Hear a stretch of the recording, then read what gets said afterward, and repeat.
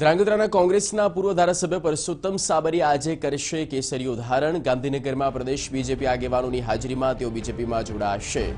પ્રદેશ મહામંત્રી કેસી પટેલ, પ્રદેશ ઉપાધ્યક્ષ આઈ કે જાડેજા, પ્રદેશ પ્રવક્તા ભરત પંડ્યાની હાજરીમાં તેઓ કેસરીયો ખેસ પહેરશે।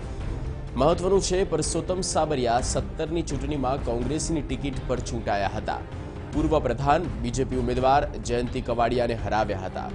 જો કોઈ કારણોસર શુક્રવારે ધારાસભ્ય પદેથી તેમણે રાજીનામું આપ્યું। પરસોત્તમ સાબરિયા વિરુદ્ધ નાની સિંચાઈ યોજના કૌભાંડ કેસ ચાલી રહ્યો છે। તેમના પર લાંચ લેવાનો આરોપ છે અને તેઓ હાલ જામીન પર છે।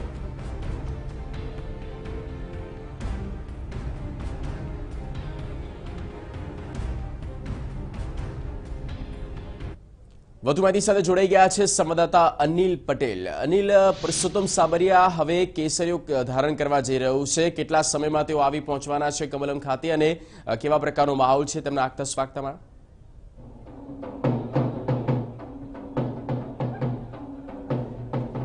ખાસ કરીને થોડી વારની અંદર જ પરસોત્તમ સાબરિયા પહોંચવાના છે। તેમના જે સમર્થકો છે તેમની સાથે અત્યારે તમે જોઈ શકો છો એ તમામ જે સમર્થકો છે તે સીધી રીતે અહીં પહોંચ્યા છે તેમને વધાવવા માટે, કારણ કે સીધી રીતે તેમને વિશ્વાસ છે કે પરસોત્તમ સાબરિયા જ્યારે બીજેપીમાં જોડાશે ત્યારે નિશ્ચિત છે જે સ્થાનિક વિકાસના કામો છે તેને વેગ મળશે। એટલે જે લોકો કોંગ્રેસમાંથી સીધી રીતે અહીંયા જોડાય છે તે તમામ લોકોને એવું જરૂરથી એક આશ્વાસન હોય છે કે સરકાર જે છે તેમનું કામ કરશે। સ્થાનિક આગેવાન છે બિપિનભાઈ, શું કહેશો? જે રીતે પરસોત્તમ સાબરિયા પર આરોપ હતો, પછી હવે બીજેપીમાં આવી રહ્યા છે, તો શું હવે આરોપો મટી જવાના છે તેમના? ભારતીય જનતા પક્ષમાં પરસોત્તમભાઈ સાબરિયા એમણે પોતે જ કીધું છે કે હું કોઈ દબાણ કે કોઈ લાલચથી આવતો નથી। ભારતીય જનતા પક્ષ નરેન્દ્રભાઈ મોદી જે વિકાસનું કામ કરે છે, સબકા સાથ સબકા વિકાસને સમર્થન આપવા માટે ભારતીય જનતા પક્ષમાં જોડાઈ આગામી લોકસભા જીતાડવા માટે આવી રહ્યા છે। એમનું સ્વાગત છે। પણ તમારા જ કાર્યકર્તા આવી ગયા છે, તમે જોઈ શકો છો અત્યારે સીધી રીતે સાબરિયા અહીંયા પહોંચ્યા છે। સાબરિયા સાહેબ, શું કહેશો? અહીં તમે પહોંચ્યા છો આજે અહીંયા જોડાવા માટે, શું કારણ છે તમે જોડાયા છો? આજે જોડાઈ રહ્યા છો વિધિવત રીતે? કદાચ નિશ્ચિત છે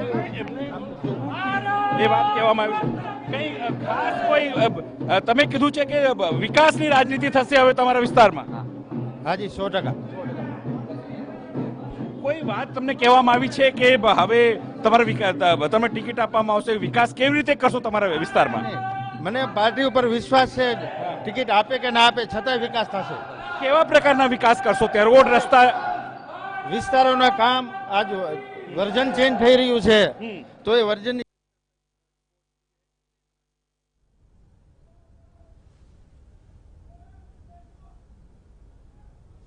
પરસોત્તમ સાબરિયા કેસરીયો ધારણ કરવા જઈ રહ્યા છે। પ્રદેશ કાર્યાલય કમલમ ખાતે તેઓ આવી પહોંચ્યા છે અને ટૂંક જ સમયની અંદર જે આ પ્રેસ કોન્ફરન્સ થશે, જે પ્રમાણે જવાહર ચાવડાની જે પ્રક્રિયા રહી, પ્રોસેસ રહી, તે મુજબ જ પરસોત્તમ સાબરિયાની પણ પ્રક્રિયા જે છે તે વિધિવત રીતે હવે પૂર્ણ થવાના આરે છે અને ત્યારબાદ તેમનું જોવાનું રહેશે કે ભારતીય જનતા પક્ષમાં જોડાવાની સાથે તેમનો આવનારા સમયમાં તેમની શું ભૂમિકા રહેશે અને લોકસભા 2019ની ચૂંટણીમાં મુખ્યત્વે તેમનો રોલ શું રહે છે।